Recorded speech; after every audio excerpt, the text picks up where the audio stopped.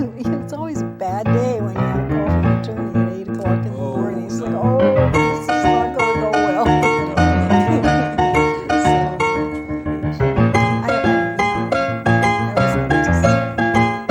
kind of embarrassing sometimes. That's precious.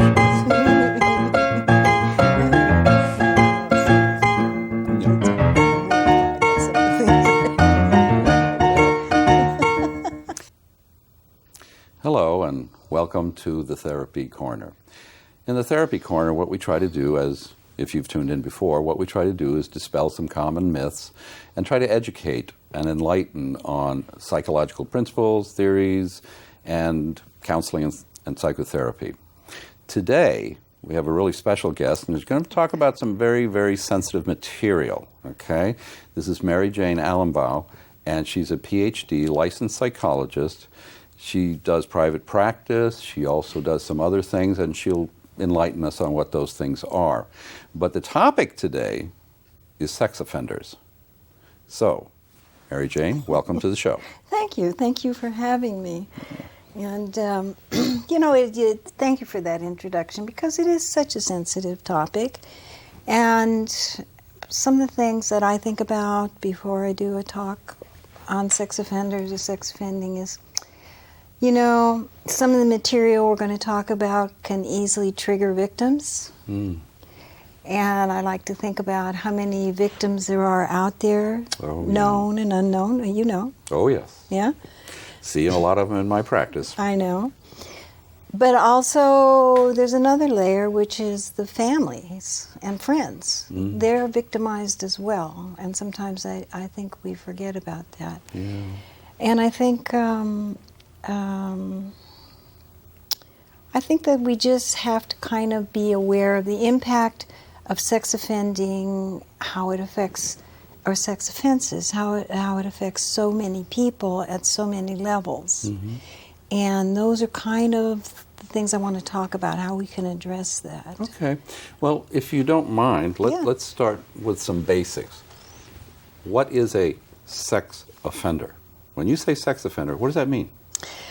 Well, technically, that means someone who's committed a sexual offense. Does that tell you a lot? No. You knew that. Yeah. Well, when you have a PhD, you can say things like that. Yeah. So look, the tent that sex offenders are in is very large. Okay. So let me give you some examples. That would be helpful. Thank you. You forgot to ask me my credentials. Oh, we'll do that at the end. Okay. So that people know that I know what I'm talking about a little bit. Well, see, that's the problem, Mary Jane. I already know that you've got a wealth of credentials and experience in this area. Okay, then we'll just leave it at that. So, but, we can touch on it at the end. But let's talk about what are some of the types of offenses that would fall under that tent, as you say. Yeah. So, look, what about the 18-year-old young man who's dating a 15-year-old, has known her a while? They're having consensual sex. He's a sex offender, right? That's right. She's underage. You're right. She's a victim, consensual or not. Yeah. What about... Well, excuse me, if you just interrupt there, because I think what comes in, I don't know, correct me if I'm wrong, is the legal definition or the qualifications of the ability to provide consent. And isn't there something like 18 years old, you have to be 18 in order to provide consent?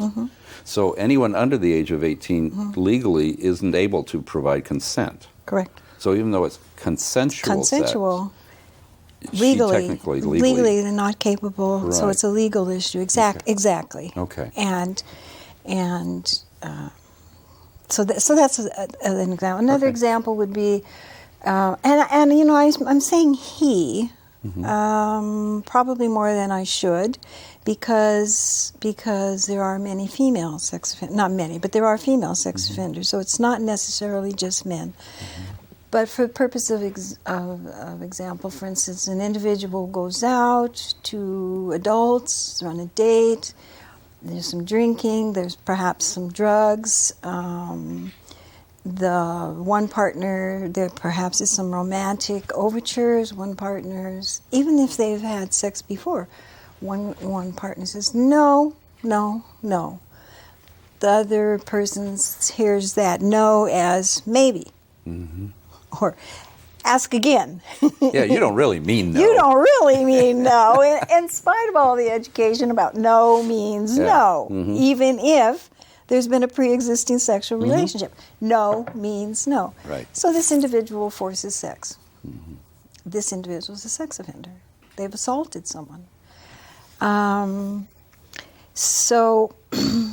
Let me again interject, because it's sort of interesting, that tent, as you talked about. 'Cause yes, I think those are the things that we're probably most familiar with, is underage sex and someone who's forced themselves on someone else as a sex offense.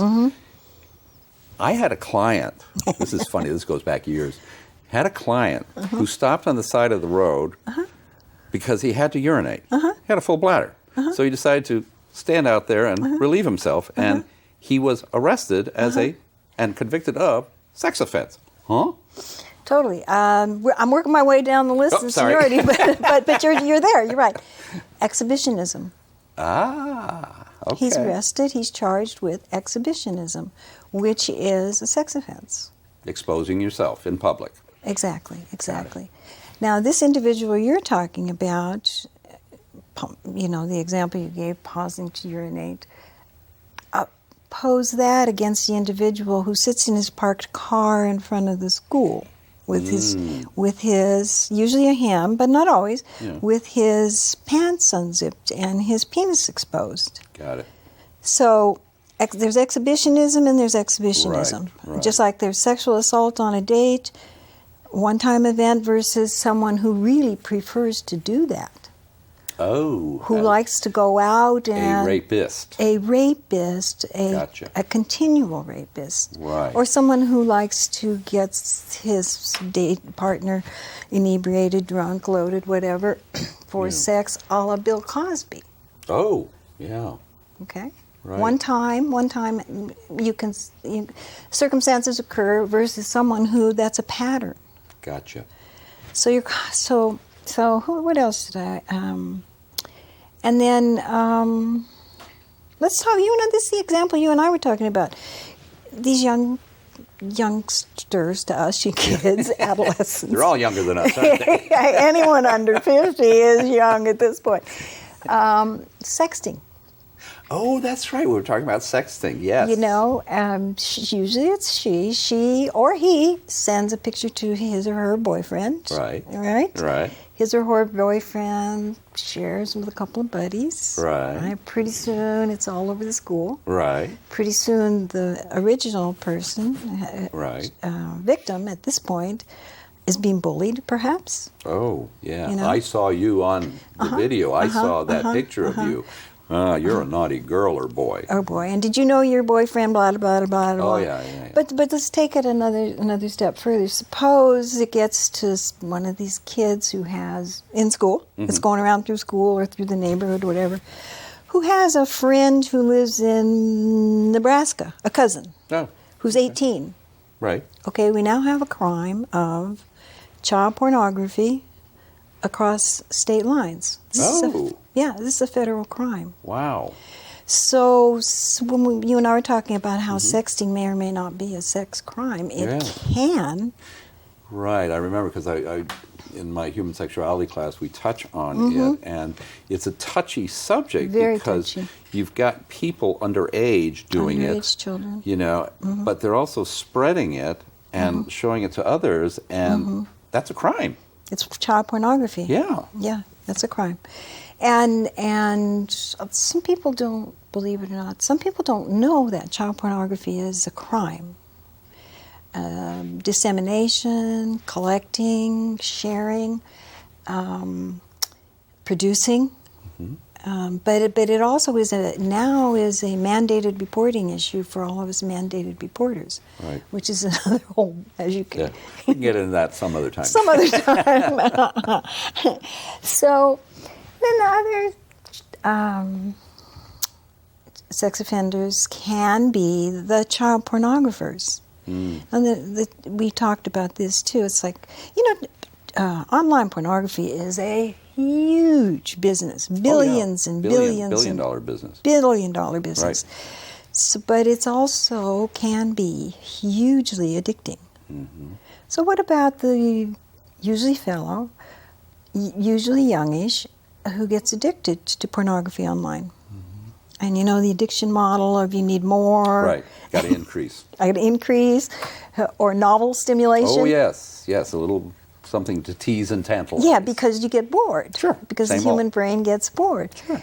So looking around, a little bit more risque, a little bit more deviant, perhaps accidentally downloads child pornography. I had a client who did that. Yep. Yeah, yep. And then And he was prosecuted.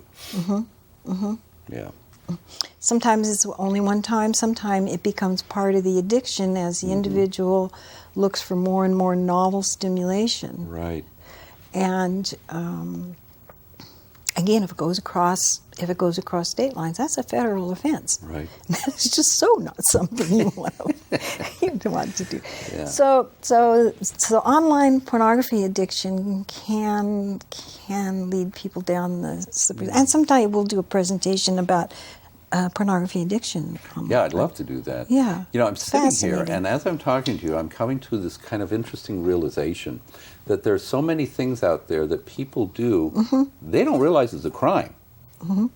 So I'm kind of glad we're talking about this, because aside from the psychological factors involved that we deal with, in terms of I usually deal with victims, and you deal with the perpetrators. Offenders. The fact of the matter is the general public out there isn't probably really aware that some of these things are crimes, and they're not getting it. And I'm kind of hopeful that this reaches a lot of people, because you need to know there are things that you're doing out there that are criminal activities. That's very true. Just last week I interviewed a fellow, child pornography. He said, "Well, I would go to the library and I would get pornography. In some libraries, you can do that." And then there was this child. He said, "I didn't know it was against the law."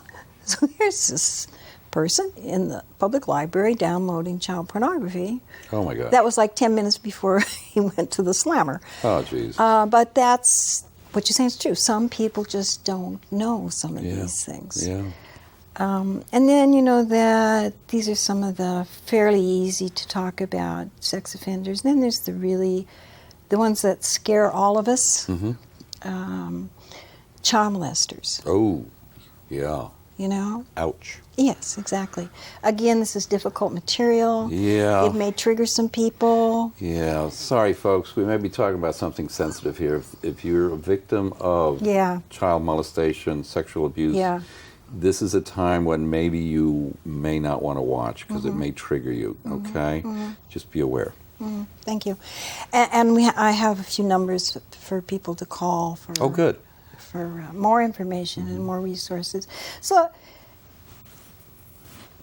what I want to say about child molesters is these are horrible, horrific crimes. Some of them, some of the more awful ones that terrify all of us, even those of us who work in this area.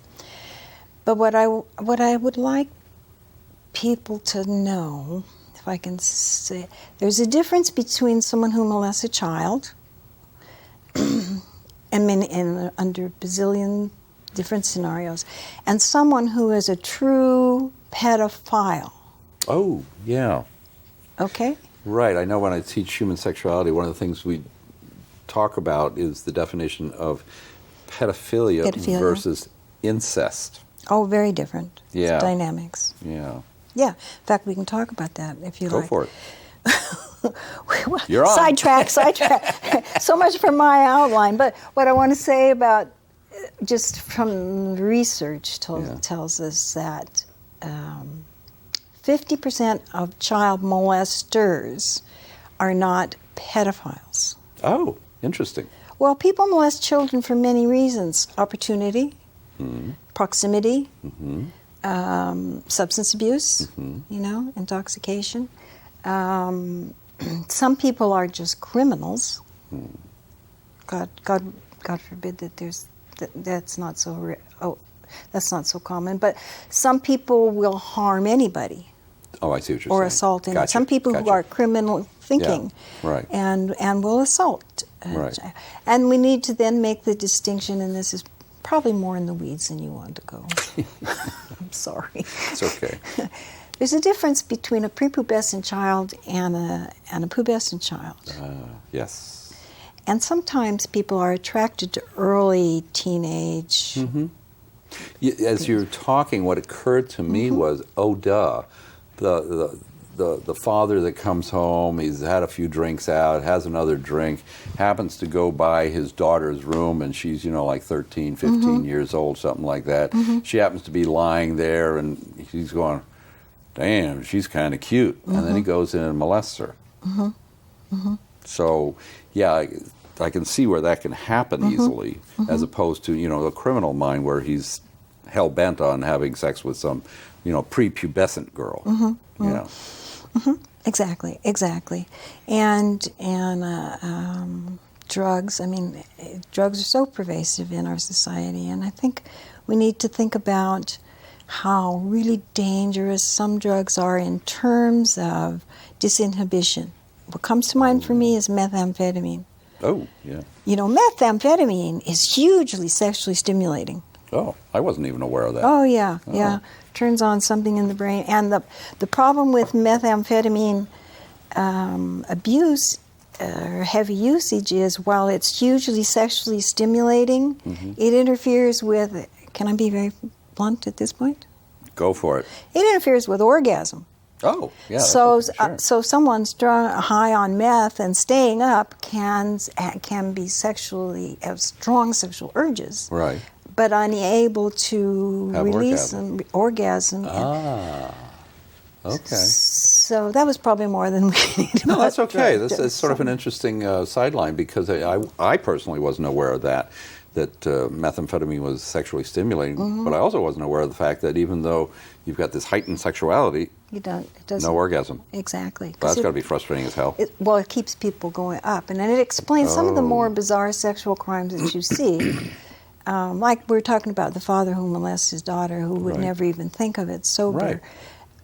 Methamphetamine contributes to people doing just awful things they would never in their right mind think about, or before they got into meth. Sure. So anyway, I sidetracked you. You were You talking about did. Yeah, I know. I'm really good at that. You were talking about the difference between prepubescent and pubescent. yeah. In terms of, and I sidetracked about the drunk guy coming in. Sorry. Well, either way, it's obviously a terrible crime. Right. Much more so with the prepubescent child, because these are children, young children. There are some individuals who really are sexually attracted to young, early adolescents, a la Jeffrey Epstein. Oh, yeah. There you go. With the young girls that he was trafficking, 14, 15, 16. Right. One thinks of the Playboy Mansion, dates me kind of a mentality. So yeah, that is that enough said about that. We don't want to. I mentioned the drunk father, and it just brought to mind. Sorry, it's triggering stuff within me. And I remember one client I had who told me that her father and her had sex from the age of 8 to 18 when she left the house. Yeah. And what was interesting is, as far as the prepubescent versus pubescent, feeling violated when she was a child, she allowed it to a certain extent because she was hoping Daddy would just do it with her and not with her sister. Ah, yes. Then, as she grew older, got into pubescence, she started to realize she could manipulate her father by providing sex. Yeah. And his reason was that he didn't feel the love from his wife that he did with her, and that was his reasoning, and that was what he kept telling her. So it went all the way from age 8, prepubescent, to 18. To 18. Sure. And you see the cognitive distortions on his part. And often in incest offenders, that's one of the thinking patterns, which is, my relationship with my wife is totally unsatisfying, and turn to someone who's close, who understands me and will give me total acceptance. Right. So yeah. As an aside, this young woman now, I assume, that is profoundly disorganizing to the developing child, profoundly disorganizing. And in that small set of sex offenders that are female, I would say something like 60% have an early childhood history of being sexually victimized. Glad you said that, because, again, one of the things that we recognize is that, an abusive parent can, in fact, create a child who becomes an abusive parent. Yes. And it's interesting to learn that, in terms of female sex offenders, yes, females perpetrate sex offenses, that 60% of them were, in fact, abused. So they basically took the abuse they were victimized with and became the perpetrator. That's scary. It is scary. It is, well, female sex offenders are a very small subset of sex offenders, like something like under 5%. Oh, okay. But it is so unusual, I guess we can talk a bit about female sex offenders. It's so unusual to think of a woman as a sex offender. Right. Because we're the nurturers and Right. the caretakers Right. and we don't Right. hurt children. Right. But someone who, as I said, has been profoundly traumatized and damaged young, is then more easily manipulated. Generally, they're manipulated into molesting other children by a coercive male. Or in a very unhealthy relationship where they're being re-victimized. Right. So there are many pathways. I mean, everybody's different, but So I'm going to skip ahead here. Forgive Sure. me. Sure. Here's a good time. Tell us your credentials, and then I'll ask the question. Trick question? No, it's not a trick question. It's one you'll be able to answer very easily because you are highly skilled in this area. So, credentials. Well, I am a psychologist, and I've always worked in community mental health. I have never been a private practice mode kind of person. County mental health systems, community agencies, children's agencies. I have a lot of experience working in children's agencies, and prisons. And it was when I was working in prisons that I started getting interested in recidivism for criminal activity and risk assessments. And in the early 90s, there was a lot of interest in new laws in California about evaluating sex offenders and evaluating their risk. And we can talk more about that if you want. But that's when I started doing this work, which was working as a contractor for the State Department of Mental Health, evaluating high-risk sex offenders coming out of a prison and or hospitals. So I've been doing that for well over 20 years now, and I'm a certified sex offender treatment specialist. I do a little treatment over the years. Thank you again for watching The Therapy Corner. This episode ended up running longer than we had anticipated, and so this is going to be the first of 2 episodes. Mary Jane Allenbaum will be with me again in 2 weeks when this show airs again. So please tune in 2 weeks, and we will see you then. In the meantime, good mental health to all of you.